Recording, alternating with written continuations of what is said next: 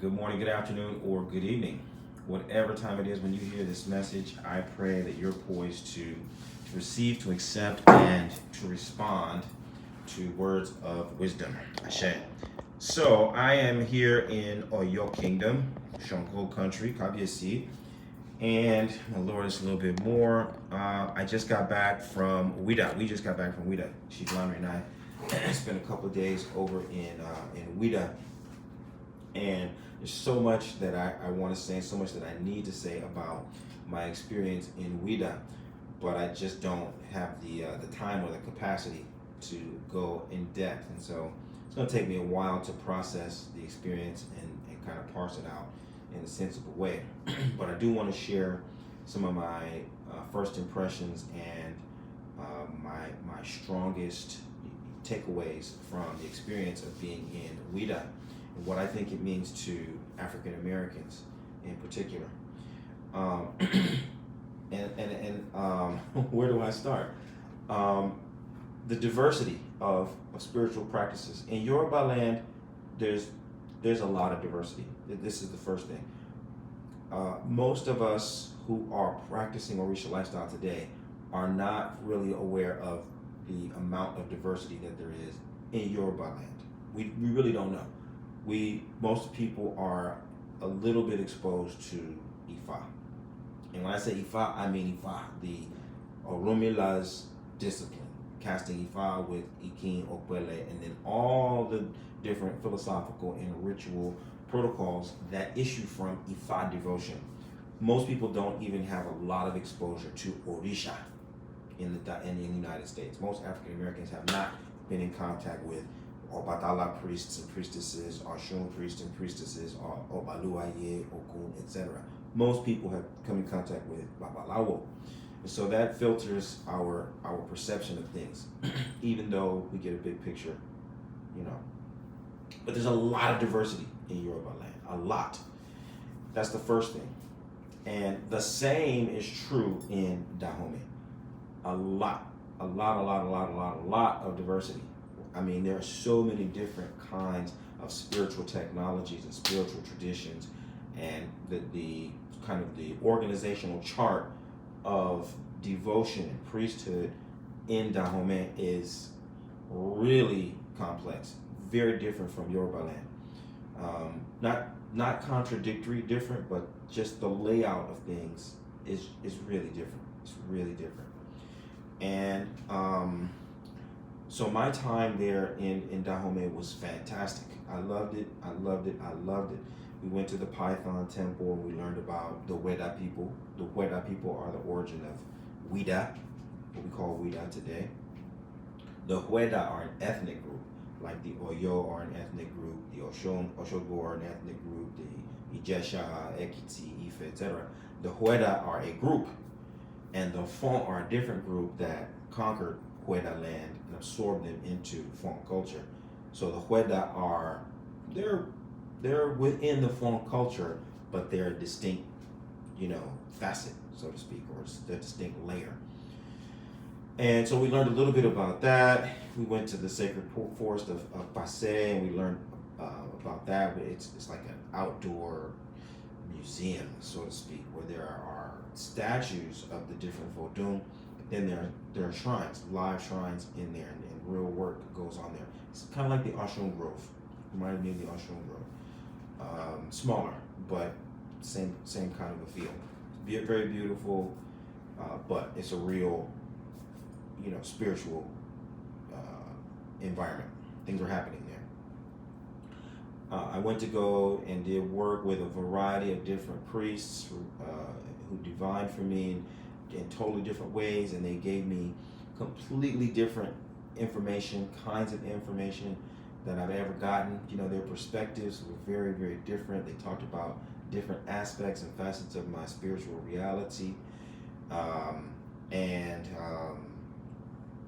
The interesting thing was that they were all consistent though, right? They were all consistent.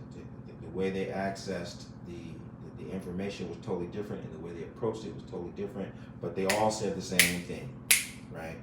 So for example, they all read me as what we would, as Hevioso and Dan were the primary Vodun that they were seeing with me, which would be like Shango and Obatala respectively.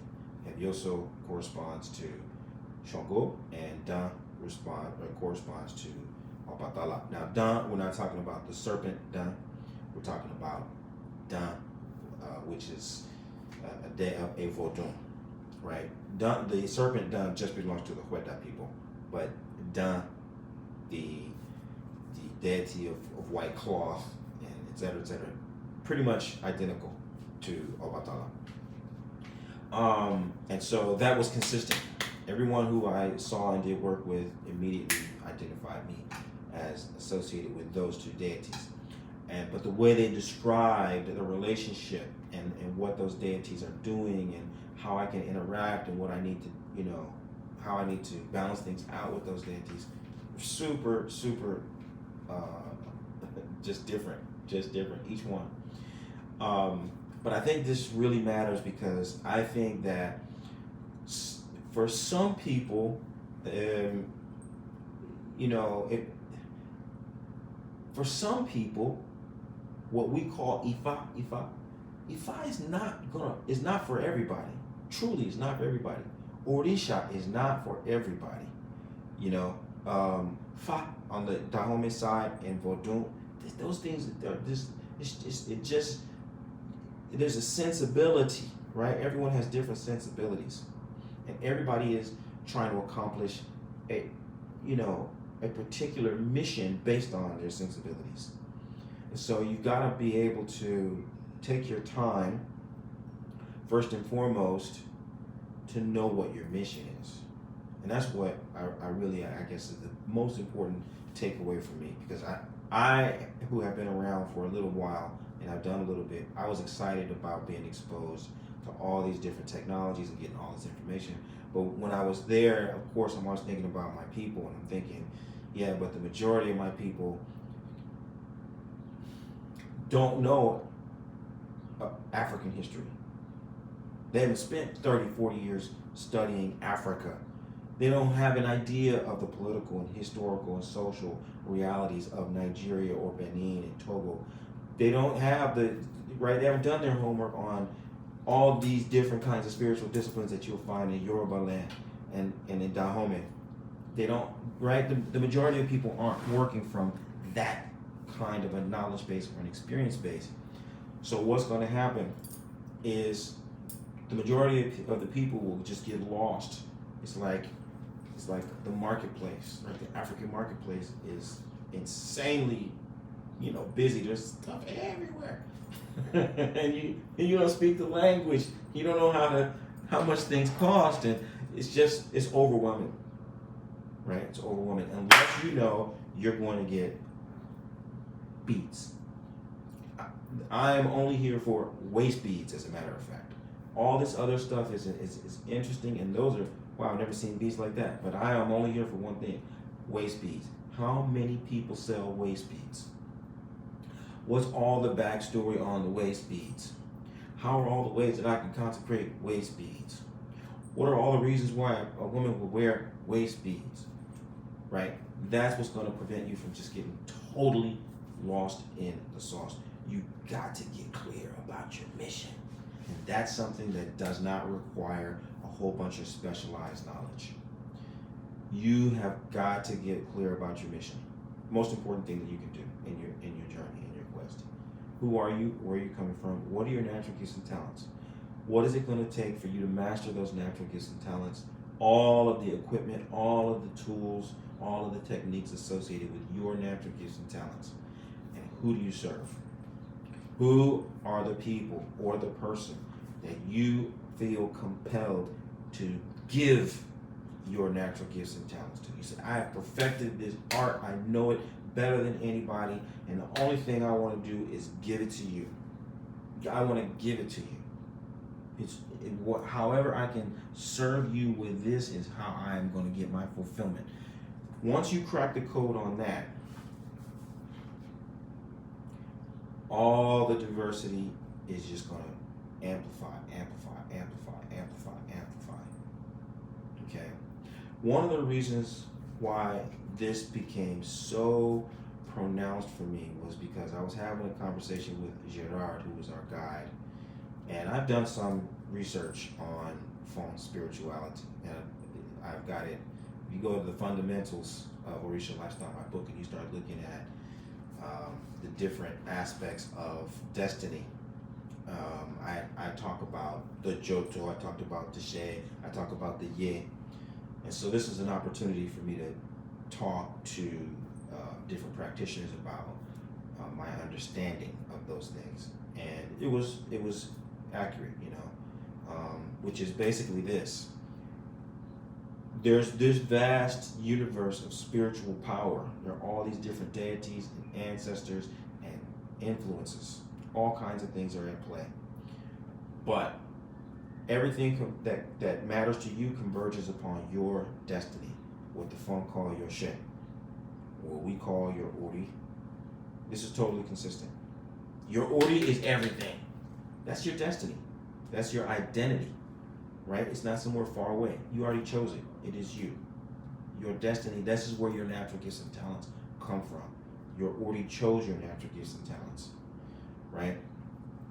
And the Vodun and the spirits and the medicines and the charms and all the other things support your destiny. The more clear you are about your destiny, the more committed you are to your destiny, the more easily and readily you're going to be able to make use of everything else that's at your disposal. But if you put it the other way around, you put the cart before the horse, you're going nowhere fast, and you're just going to get more and more and more entangled with complexity and complication and confusion and chaos. And all of your internal conflicts will just be amplified and refracted through, it's like a broken mirror. All of your internal confusion just gets amplified, through all the different complexity. If you refuse to start from you, who are you? What are your natural gifts and talents? How do you master them? Who do you serve? Those are your three most important questions. After that, Vodun, Orisha, and whatever else you choose is going to work for you much, much better, and because you're going to be able to have an idea of what is for. So that's my first and strongest takeaway from my time in Ouidah amongst the Vodun practitioners. And there's a lot more to tell. There's a lot more detail that I'm going to share as the time moves forward. But I just want to check in here live and direct from Ouidah to say that all is well. I'm thankful. The divinities have brought me to a good place. The ancestors have revealed to me some supremely important insights. My Ori has spoken. I'm much more clear about my mission and the things that I really have to do in this season. And for that, I am very thankful, because it means that my service is going to become more refined, more precise, and hopefully and prayerfully more impactful.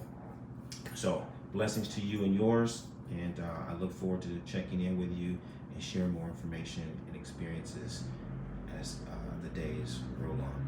Until then, keep living the medicine that will heal your life and heal the lives of those who you are destined to serve. Bye for now. Odabo.